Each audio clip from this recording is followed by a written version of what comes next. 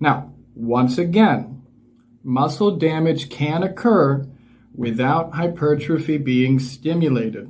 It is important you understand this because a lot of people will literally be doing these forms of activities expecting muscle growth, which will not occur. Muscle damage occurs after musculature contractions that involve high levels of mechanical tension.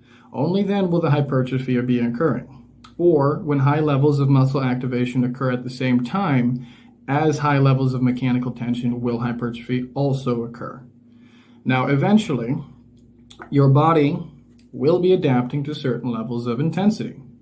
And of course, the beginner and intermediate level styles of training will no longer provide the intensity required to cause adaptation. Now that your muscles have reached a level where they are very comfortable with high intensity and intense muscle contractions, you need to utilize new methods which will allow for extremely intense muscle contractions, while also slowing the buildup of the metabolites on the onset of oxygen to death, which prevent ultra-intense effort. Now, for novice lifters, there is probably absolutely no need to go to failure on any of your sets. So a reps in reserve, or basically you are very close to failure, of 2 to 4 is generally sufficient to stimulate muscle growth.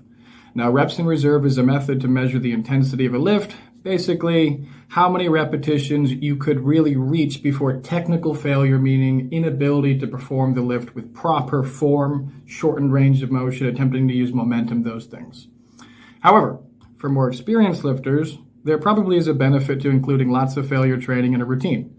And the need for failure training likely increases as you get closer and closer to your genetic potential, or your genetic ceiling, if you will.